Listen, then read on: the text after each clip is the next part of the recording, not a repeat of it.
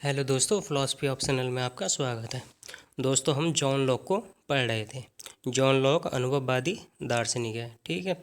और ये सबसे पहले बुद्धिवाद का खंडन करते हैं, उसके बाद जो है अपना दर्शन स्थापित करते हैं।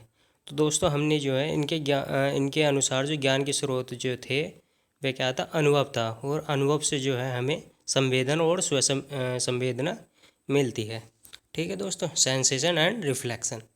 तो इन्होंने जो है बताया था कि भाई बाह्य जगत का जो ज्ञान होता है वो हमें संवेदन से होता है। जो हमारे अंदर है मन का जो ज्ञान होता है वो स्वसंवेदन से होता है, ठीक है। और इन्होंने जो है द्रव्य यानी कि सब्सटेंस को जो है प्राथमिक गुणों के आधार पर स्वीकार किया था। तो दोस्तों, आज हम जो है इनके द्रव्य की जो है जानकारी ले लेते हैं। द्रव्य के बारे में इन्होंने कैसे जड़ पदार्थ का अस्तित्व को स्वीकार किया है, ठीक है। और उसके बाद हम इनकी जो है आलोचना करेंगे। और उसके बाद जो है जॉन लॉक का पूरा दर्शन यूपीएससी के पॉइंट ऑफ व्यू से या स्टेट सिविल सर्विस एग्जामिनेशन के पॉइंट ऑफ व्यू से कंप्लीट हो जाएगा। तो दोस्तों, अब हम आते हैं टॉपिक पर, ठीक है दोस्तों। जॉन लॉक, तो इनके अनुसार जो द्रव्य क्या है, तो द्रव्य दोस्तों हमने बेसिक लेक्चर में परिभाषा दे दी थी कि द्रव्य वह है जो जगत का मूल कारण है, ठीक है। तो इन्होंने बताया था कि भाई हमारा जो यथार्थ ज्ञान प्राप्त होता है वो कहाँ से होता है, वो अनुभव से होता है, ठीक है दोस्तों। यानी कि जो हमारा जो ज्ञान है वो अनुभव तक ही सीमित है दोस्तों। तो इन्होंने बताया था कि भाई अनुभव से जो है हमें दो प्रकार के गुण मिलते हैं। एक तो मिलता है प्राथमिक गुण, ठीक है। प्राथमिक गुण यानी कि जो है इसे जो प्रत्यय रूप में भी स्वीकार करते हैं। जैसे टेबल है, टेबल की जो आकृति है, विस्तार है, गति है, उसे भी प्राथमिक गुण कहते हैं, ठीक है। और द्वितीय गुण जो है फिर दोस्तों होते हैं रंग, गंध, स्वाद और स्पर्श का, ठीक है। और स्पर्शी जो द्वितीय गुण कहलाते हैं। तो दोस्तों, हम इनके जो है प्राथमिक गुण के बारे में जानकारी ले लेते हैं। और प्राथमिक गुण के आधार पर ही जो है इन्होंने क्या कह देते हैं, जड़ पदार्थ को स्वीकार किया है। तो दोस्तों, इन्होंने प्राथमिक गुण जो मानना है वो विस्तार, आकृति, गति, स्थिति और संख्या को जो है प्राथमिक गुण मानना है, ठीक है। और इन प्राथमिक गुणों के आधार पर जो है इन्होंने जड़ पदार्थ को मानना है। क्योंकि ये जो गुण है, जब हम बाह्य जगत से हमारे इंद्रियों का संपर्क होता है तो हमें क्या मिलते हैं, हमें जो है गुणों के प्रत्यय मिलते हैं। जैसे मान लिया कोई टेबल है, तो दोस्तों ये टेबल को स्वीकार नहीं करते हैं, वे कहते हैं कि भाई जड़ पदार्थ है, कोई पदार्थ है, क्या है ये मैं नहीं जानता, ठीक है। तो ये बताता है कि जब हमारा जो है इंद्रियों का संपर्क बाह्य जगत से होता है तो हमें क्या प्राप्त होता है, उसकी जो आकृति प्राप्त होती है। जो प्राथमिक गुण होते हैं दोस्तों, ये प्राथमिक गुण जो है ज्ञाता निरपेक्ष होते हैं, स्वतंत्र होते हैं, ठीक है। और द्वितीय गुण जो है ज्ञाता सापेक्ष मान्य हैं इन्होंने। तो इनकी जो बाह्य जगत में जब हमारा संपर्क होगा तो वहाँ क्या मिलेगी, हमें कोई आकृति मिलेगी, कोई विस्तार मिलेगा, मतलब उसका जो है स्पेस कितना, उसकी जो है लंबाई चौड़ाई है, और उसकी गति, अगर कोई गतिमान चीज़ है गति मिलेगी, और संख्या मिलेगी, ठीक है। तो ये दोस्तों ये गुण जो है ज्ञाता निरपेक्ष होते हैं। और ये गुण जो है कोई शून्य में तो लटके नहीं रह सकते, इनका कुछ ना कुछ आधार होना चाहिए। और इस आधार के रूप में ही इन्होंने जो है जड़ पदार्थ को मानना है। ये जड़ पदार्थ को मानते हैं, मगर क्या है उसके बारे में ये नहीं बताते, ठीक है दोस्तों। तो इनका आधार ही जो है ये क्या है, ये जड़ पदार्थ है। और ये गुण जो है दोस्तों दृष्टा के नहीं, मतलब ये कहने का मतलब ये है कि ये गुण जो है स्वतंत्र है। ये जो ज्ञाता है उस पर निर्भर नहीं करते हैं, या जो दृष्टा है उस पर निर्भर नहीं करते। जैसे कि द्वितीय गुण जो है इन्होंने माना कि भाई वे जो है वो दृष्टा के ऊपर निर्भर करते हैं। कैसे, जैसे कि मान लो कोई चाय है, किसी को वही चाय गर्म लगेगी और वही चाय ठंडी लगेगी, तो ये क्या ज्ञाता सापेक्ष हो जाएंगे, दृष्टा के सापेक्ष हो जाएंगे। मगर ये प्राथमिक गुण जो होते हैं ये ज्ञाता निरपेक्ष होते हैं, ठीक है दोस्तों। तो इसलिए जो है, ठीक है दोस्तों, इसीलिए जो है इनका जो वस्तुवाद है या इनका जो जड़ पदार्थ है इन्हें जो प्रतिनिधि वस्तुवाद कहते हैं। प्रतिनिधि का मतलब ये है कि जो प्रत्यय है उनके प्रतिनिधि के तौर पर ये वस्तु को या जड़ पदार्थ को स्वीकार करते हैं, ठीक है। और जो है ये जो है इन गुण को स्वतंत्र मानते हैं, हमसे जो है उनकी स्वतंत्र सत्ता है, ठीक है दोस्तों। तो इसलिए जो है इनका जो है ये सब्सटेंस माना जाता है, जड़ पदार्थ माना जाता है, या इनका जो सिद्धांत माना जाता है वो माना जाता है प्रतिनिधि वस्तुवाद, या प्रत्यय पदार्थ का प्रतिनिधि है, ठीक है। ठीक है, प्रतिनिधि वस्तुवाद का मतलब ये है कि जो हमारे प्रत्यय है वो क्या वस्तु का वो जो है पदार्थ का प्रतिनिधि है, यानी कि जो पदार्थ है वो उन प्रत्ययों पर निर्भर है। इसलिए दोस्तों इनका जो है ये सिद्धांत माना जाता है वैज्ञानिक वस्तुवाद या प्रतिनिधि वस्तुवाद कहते हैं। ठीक है दोस्तों, ये तो थी प्राथमिक गुण की बात, जिनके आधार पर जो है इन्होंने जड़ पदार्थ की सत्ता को स्थापित किया है। ठीक है, और इनका जो प्राथमिक गुणों के आधार पर जो प्रत्यय हमें प्राप्त होते हैं उन्हीं का आधार पर ये जड़ पदार्थ को स्वीकार करते हैं। इसलिए इन्हें प्रतिनिधि वस्तुवाद या प्रत्यय पदार्थ का प्रतिनिधित्व या वैज्ञानिक वस्तुवाद कहते हैं। अब दोस्तों बात आती है द्वितीय गुण। तो द्वितीय गुण को वे कहते हैं कि भाई रंग, गंध और स्वाद और स्पर्श का जो गुण होता है ये द्वितीय गुण होते हैं।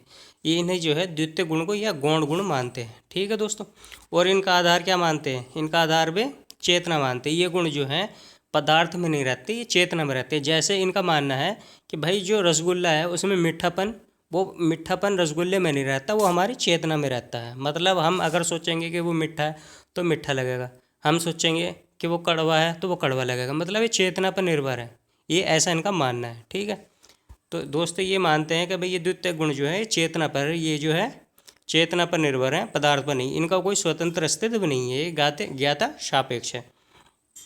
जैसे कि दोस्तों ये ज्ञाता सापेक्ष क्यों है? मान लिया कोई दोस्तों अंधा है, उसे बाह्य जगत का कोई रंग का ज्ञान होने का नहीं है। ठीक है, क्योंकि वो ये जो द्वितीय गुण होता है वो क्या होता है? वो ज्ञाता सापेक्ष होता है। तो अंधा है, उसे रंग का ज्ञान हो ही नहीं सकता। ठीक है, तो ये रंग, गंध सब ये जो रंग है, गंध है, ये सब क्या हमारी इंद्रियों की करामात है। ये सब हमारे इंद्रियों पर निर्भर है, हमारी चेतना से जो है इनका स्वाद, स्पर्श, ये सब हमारे जो है या ज्ञाता सापेक्ष है। जैसे किसी को कोई रोड जो है वो स्पर्श करने पर ज़्यादा कठोर लगेगी, किसी को मुलायम लगेगी। तो ये क्या है? ये हमारी चेतना पर निर्भर है, ये वस्तु का गुण नहीं है कि भाई वस्तु जो है बिल्कुल कठोर है, नहीं, ये जो है ज्ञाता सापेक्ष है। तो ये द्वितीय गुण को जो ज्ञाता सापेक्ष मानते हैं, ये जो है गुण को जो है वस्तु पर निर्भर नहीं मानते हैं। ठीक है दोस्तों, तो और ये एक बात और कहते हैं कि भाई ये ज्ञाता सापेक्ष है, मगर ये जो है प्राथमिक गुणों के कारण ही उत्पन्न होते हैं।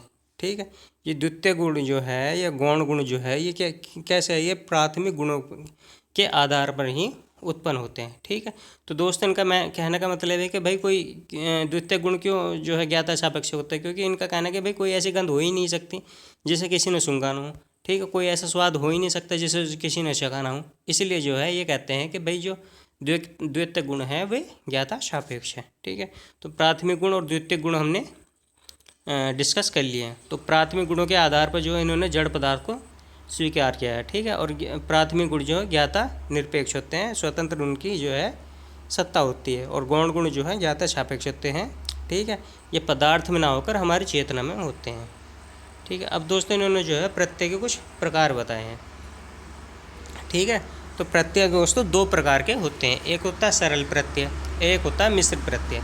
ठीक है, जो दोस्तों सरल प्रत्यय जो होता है वो हमें पता है वो संवेदना से मिलता है या स्वसंवेदना से। जैसे कि हम बाह्य जगत में हमारे इंद्रियों का संपर्क होता है तो हमें जो है कई सारे गुण मिलते हैं, आकार का प्रत्यय मिलता है, विस्तार का प्रत्यय मिलता है। ये क्या होते हैं? ये दोस्तों सरल प्रत्यय होते हैं। और इन प्रत्ययों की सबसे बड़ी क्वालिटी ये होती है कि मन में एकदम तुरंत उत्पन्न हो जाते हैं। ठीक है, इसलिए जो है इन्हें जो है कहते हैं कि भाई ये जो है सरल प्रत्यय हैं, ये मौलिक प्रत्यय होते हैं। ये इनसे ही जो है मिश्रित प्रत्यय बनते हैं, इनके जो जुड़ाव से जो है मिश्रित प्रत्यय बनते हैं। तो दोस्तों इन्होंने प्रत्यय के दो प्रकार बताए हैं, सरल प्रत्यय और मिश्र प्रत्यय। सरल प्रत्यय वे होते हैं जो मन में तुरंत उत्पन्न होते हैं और जो मौलिक होते हैं। ठीक है, और इन प्रत्यय की बात ये होती है कि इनको धारण करते समय जो है हमारा मन निष्क्रिय होता है, मतलब वे एकदम हमारे जो है मन में उत्पन्न हो जाते हैं। ठीक है, जैसे दोस्तों ये इस एग्जाम्पल देते हैं जैसे दर्पण का। तो दर्पण के जो होता है वो उसे दर्पण ना तो अपने आप को स्वीकार कर सकता है और ना ही परिवर्तन कर सकता है। मतलब कहने का मतलब ये है कि जो प्राथमिक प्रत्यय, ये सरल प्रत्यय जो होते हैं इनमें मन निष्क्रिय होता है, इनमें जो है मन कुछ भी जो है चेंज नहीं कर सकता, उनमें परिवर्तन नहीं कर सकता। जैसे दर्पण जो है ना तो अपने जो दर्पण को अस्वीकार कर सकता है और ना ही परिवर्तन कर सकता है। ठीक है दोस्तों, तो ये होते हैं सरल प्रत्यय। ठीक है, और सरल प्रत्यय के भी चार प्रकार भी बताते हैं, जैसे कि एक इंद्रियों से प्राप्त प्रत्यय, ठीक है। जैसे ध्वनि है, ये कान से प्राप्त होता है, प्रकाश आँख से प्राप्त होता है, और एक प्रत्यय बताते हैं कि जो एक से अधिक इंद्रियों से प्राप्त होते हैं, जैसे आकृति। आकृति का ज्ञान हम आँख से भी लगा सकते हैं और स्पर्श से भी लगा सकते हैं, ठीक है दोस्तों। क्योंकि अगर कोई वस्तु रखी है, हम आँख से भी देख कर उसकी आकृति बता सकते हैं और हाथ से छू कर भी उसका पता कर सकते हैं, ठीक है। एक दोस्तों जो सरल प्रत्यय होता है वो स्व संवेदन से प्राप्त प्रत्यय होता है, जैसे विवेक हो गया, स्मृति हो गया, ठीक है। ये स्व संवेदन से प्राप्त प्रत्यय है जो सरल प्रत्यय। और दोस्तों एक चौथा जो है सरल प्रत्यय होता है वो प्राप्त होता है संवेदन और स्व संवेदन से, जैसे कि सुख और दुख, ठीक है दोस्तों। क्योंकि सुख का अनुभव हम बाह्य वस्तुओं से भी कर सकते हैं और आंतरिक रूप से भी कर सकते हैं, तो इसलिए जो है इसे भी सरल प्रत्यय कहा जाता है दोस्तों, ठीक है। और यही जो है ये सरल प्रत्यय क्या है, यही हमारे ज्ञान की सामग्री होती है। इसी से जो है मिश्रित प्रत्यय बनता है, इसी से हमारा सारा ज्ञान जो है अर्जित होता है, ठीक है। तो सरल प्रत्यय की बात कर ली हमने। सरल प्रत्यय क्या है, वे होते जो मौलिक होते हैं, जिन्हें मन निष्क्रिय रूप से स्वीकार करता है, और ये 4 प्रकार के होते हैं। और दोस्तों एक प्रत्यय होता है मिश्रित प्रत्यय, ठीक है। जैसे कि कारणता का प्रत्यय मिश्रित प्रत्यय है, क्योंकि इसमें जो है सरल प्रत्ययों को जोड़कर बनाया जाता है, ठीक है। अनेक सरल प्रत्यय जब मिलकर बनते हैं तो उससे जो है मिश्रित प्रत्यय का निर्माण होता है। तो दोस्तों इसमें जब मिश्रित प्रत्यय का निर्माण होगा तो इसमें क्या होगा, इसमें मन सक्रिय होगा, क्योंकि जो सरल प्रत्यय है उन्हें जोड़कर जो है मिश्रित प्रत्यय बनता है। तो इन्हें जो है मिश्रित प्रत्यय बनाने के लिए मन सक्रिय होकर इनमें जो है कंपैरिजन, एडिशन जो भी करेगा वो करेगा, तभी जो है मिश्रित प्रत्यय का निर्माण होगा। जैसे कि सुंदरता का प्रत्यय जो है एक मिश्रित प्रत्यय है, क्योंकि इसमें क्या होता है, सबसे पहले जो है सुंदरता प्रत्यय में कई सारे जो है सरल प्रत्यय होते हैं, आकृति होती है, सुंदरता होती है, रंग होता है, इसलिए जो है मन सक्रिय होता है और इन्हें जो है अलग अलग सरल प्रत्ययों को जोड़कर जो है मिश्रित प्रत्यय बनाता है, ठीक है। तो हमने बताया था कि मिश्रित प्रत्यय बनने के लिए जो है 6 टाइप के जो है प्रोसेस होता है। पहला प्रोसेस होता है ग्रहण करना, मतलब जो प्रत्यय होते हैं उन्हें जो है ग्रहण किया जाता है मन के द्वारा। यहाँ पर जो है मन निष्क्रिय होता है, जो हम पहले बता चुके हैं। फिर उसे जो धारण कर लिया जाता है, उसे स्टोर कर लिया जाता है। उसके बाद उनका पृथक्करण किया जाएगा। पृथक्करण करने के बाद उनका सबका जो अलग अलग कंपैरिजन किया जाएगा, तुलना किया जाएगा। फिर उसके बाद जो है उनका मिश्रण करने के बाद उनका नामकरण कर दिया जाएगा। तो इस आधार पर जो है मिश्र प्रत्यय का निर्माण होता है।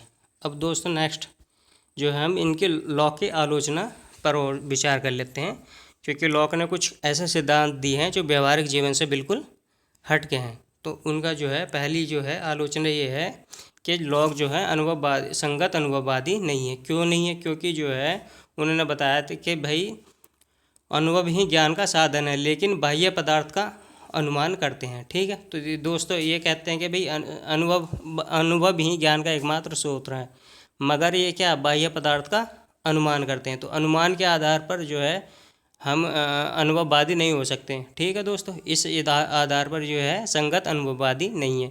क्यों, क्योंकि जिसका ज्ञान होगा उसका अनुभव होना जरूरी है। मगर ये क्या कहते हैं कि बाह्य पदार्थ जो है क्या है ये हम नहीं जानते, बस अनुमान के आधार पर जो है हम बाह्य पदार्थ की सत्ता स्वीकार कर सकते हैं। तो यहाँ जो अनुमान का अनुभव की जगह जो अनुमान का सहारा लेते हैं, इसलिए जो है इन्हें कहा जाता है कि ये संगत अनुभववादी नहीं है। फिर दोस्तों इन पर जो है दूसरा आक्षेप ये लगाया जाता है कि भाई मन निष्क्रिय होकर जो संवेदनाओं को ग्रहण करता है। ये बात बिल्कुल गलत है, क्योंकि मन अगर सक्रिय नहीं होगा तो ज्ञान को ग्रहण ही नहीं कर पाएगा, और ना ही वो जटिल प्रत्ययों का निर्माण कर पाएगा।